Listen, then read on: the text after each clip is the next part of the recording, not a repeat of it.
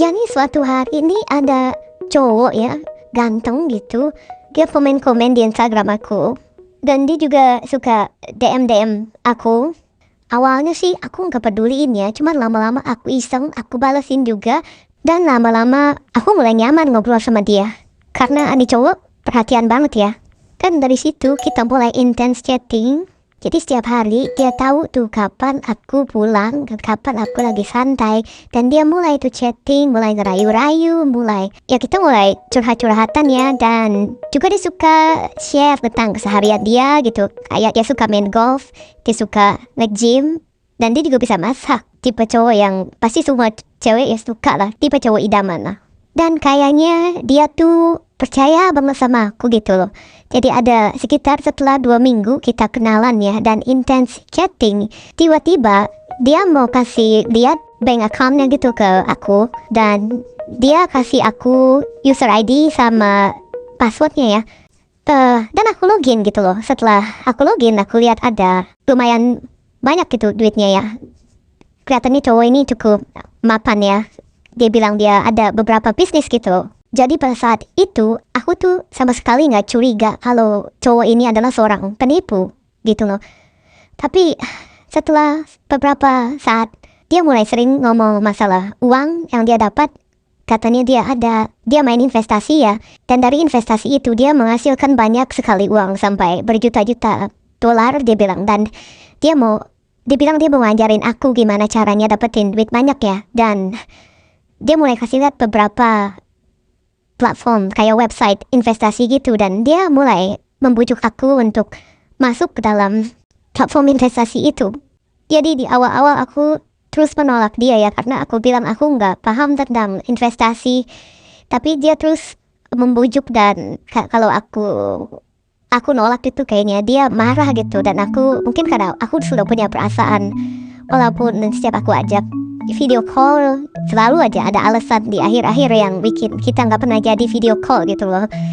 Dan ya akhirnya aku coba ikutin kemauan dia. Aku daftar di platform investasi itu dan di awal-awal dia suruh aku masukin sekitar $1.000 dulu. Dia bilang dia bakal bantu untuk belajar bagaimana mendapatkan untung dari investasi ini. Jadi aku jadi oke aja ya. Jadi aku ikutin saran dia. Dan emang di awal-awal ya, selama beberapa kali untung terus ya. Aku lihat ya, dari $1.000 tiba-tiba menjadi $6.000. Dan naik lagi menjadi $20.000 aku lihat. Dan terakhir dia minta aku masukin lebih besar lagi. Jadi karena aku sudah mulai percaya ya, aku masukin hampir seluruh tabungan aku, sekitar $80.000 aku masukin. Dan ya terus terang lagi aku juga nggak tahu kenapa aku sampai senekat itu ya. Mungkin karena dia selalu ngomong tentang masa depan kita, hidup kita berdua, duit ini untuk bersama-sama, dan aku nggak kerja lagi ya, seperti itu. Setelah 1 minggu kemudian dia mulai menghilang gitu. Aku coba mencari dia berkali-kali. Aku hubungin lewat Instagram dia dan lewat WhatsApp ya, dan nomor-nomor yang dia kasih aku gak ketemu gitu loh. Dia benar-benar hilang.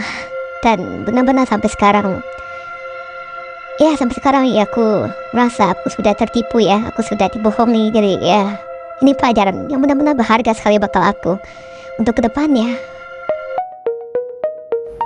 Jadi guys, cerita yang dialami si Vina ini sendiri ternyata banyak sekali dialami oleh wanita-wanita di Singapura dan juga di negara Asia lainnya. Jadi kita harus menyadari bahwa bahaya love scam ini sudah benar-benar nyata gitu. Kita jangan menutup mata. Dan di Singapura sendiri sampai tahun 2021, total kerugian yang dialami oleh korban love scam ini sudah mencapai lebih dari $10 juta Singapura guys. Dan penipuan cinta ini juga dikenal dengan nama penipuan penyembelihan babi atau sacupan dalam bahasa Chinese-nya. Dan guys, 60% dari korbannya adalah wanita. Jadi, bagaimana sih love scam ini beroperasi dan bagaimana kita bisa menghindarinya? Ayo kita bahas lebih lanjut di video ini, oke? Salah satu saluran TV di Singapura yaitu Channel News Asia pernah melakukan investigasi dalam-dalam tentang love scam ini. Mereka pergi ke Kamboja dan menginterview beberapa scammer untuk mengetahui bagaimana cara mereka melakukan modus operandinya atau operasinya. Jadi guys, dari investigasi itu kita bisa mengetahui beberapa fakta penting tentang love scam ini. Yang pertama guys, ternyata banyak sekali penipu cinta itu berasal dari Kamboja. Tepatnya di Sihanouk Vale. Nama tempatnya itu Sihanouk Vale. Tempatnya itu telah menjadi pusat sindikat penipuan cinta online, guys. Ya. Jadi tempatnya seperti ini, guys. Seringkali itu mereka beroperasi dari lokasi yang tersembunyi seperti ini. Mungkin kayak ruko-ruko gitu ya, yang ditutup nggak kelihatan dari luar. Fakta yang kedua guys, para penipu love scam ini, mereka tuh sudah dilatih secara profesional untuk menjalankan aksinya. Mereka bahkan belajar tentang ilmu psikologi untuk memahami psikologi korban, terutama wanita. Jadi mereka di training untuk bagaimana caranya menggoda wanita secara berbulan-bulan, mendapatkan kepercayaan mereka sebelum mereka bisa menjalankan aksinya untuk menguras habis duit si korban. Dan guys, fakta yang ketiga, profil dari korban love scam ini beragam. Bukan hanya wanita berumur atau wanita single, bahkan mereka yang masih muda dan berpendidikan tinggi saja pun bisa menjadi targetnya guys. Jadi guys, kita tidak boleh meremehkan kemampuan penipuan ini, oke? Dan guys, fakta yang selanjutnya yang keempat adalah penipu ini bekerja dalam tim, bukan hanya satu orang doang. Jadi kalian harus selalu waspada ya. Pada saat kalian sedang chat dengan orang tak dikenal dengan foto profil cewek cantik atau cowok ganteng, sebenarnya kalian bukan chat dengan satu penipu doang. Jadi mereka tuh dalam grup, dalam satu office itu ngerjain kamu gitu loh. Kamu ngechat sendiri dan mereka balasnya bareng-bareng guys, kayak gitu. Jadi jangan meremehkan kemampuan mereka gitu loh ya. Kalian harus waspada selalu.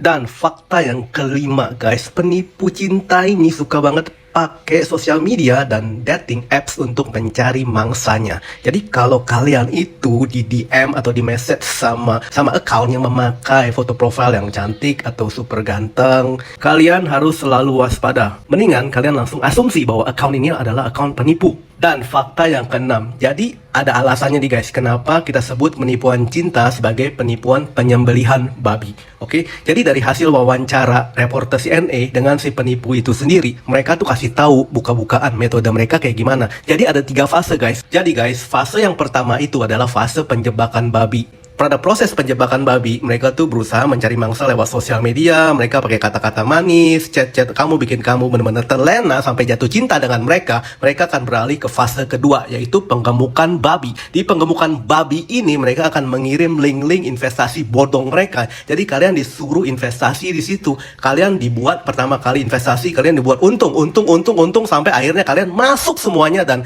kalian akan masuk ke fase ketiga, yaitu pemotongan babi, alias mereka akan kabur membawa duit, menguras duit kalian semua. Gila kan? Makanya guys, hati-hati jangan menjadi babi peliharaan si penipu ini. Fakta yang ketujuh guys, jadi dari hasil wawancara ini kita mengetahui ternyata banyak penipu itu sendiri adalah korban guys. Korban dari mana? Korban dari penipuan iklan pekerjaan guys. Jadi mereka datang ke Kamboja dengan niat kerja beneran guys. Di sana mereka ternyata ditipu, mereka ternyata disuruh menjadi penipu. Kalau nggak mau mereka akan disiksa guys. Jadi di belakang semua ini pasti ada mafia atau sindikat penyeludupan manusia yang memasok tenaga kerja untuk menjadi scammer ini sendiri. Dan hal ini sebenarnya sudah diketahui oleh badan institusi internasional atau otoritas gabungan internasional. Dan juga sebenarnya mereka sudah banyak melakukan penyelamatan, usaha-usaha penyelamatan kepada korban penyeludupan ini sendiri guys. Jadi guys, kedepannya kita doain semoga usaha-usaha penyelamatan ini berhasil dan bisa memberantas tuntas kejahatan ini guys. Oke guys, jadi semoga video ini bermanfaat ya dan bisa membuka wawasan kalian bahwa penipuan cinta ini sudah berbahaya sekali levelnya karena mereka sudah profesional sekali. Mereka di training seperti orang kerja kantoran gitu guys. Jadi guys, yang paling penting adalah kalian harus waspada ya kalau kalian tuh di chat sama orang nggak kenal dari sosial media atau dating app, dan apalagi kalau mereka menggunakan profile picture yang terlalu ganteng atau terlalu cantik. Nah itu kalian langsung asumsi kalau ini adalah penipu nih. Oke, mending begitu guys. Dan juga guys, yang paling penting nih, kalian jangan pernah kirim data-data pribadi kalian atau foto telanjang kalian ke orang-orang yang baru kenal atau mungkin chat sudah lama gitu. Karena foto telanjang kalian ini bisa menjadi senjata bakal mereka di kemudian hari untuk memeras kalian guys. Oke? Sekian dulu video kali ini guys. Jika kalian suka dengan konten-konten seperti ini, kalian mendingan subscribe deh channel ini. Jadi kalian gak bakal ketinggalan kalau ada video-video baru dari kita ya. So guys, thank you for watching and I'll see you in the next video. Bye-bye.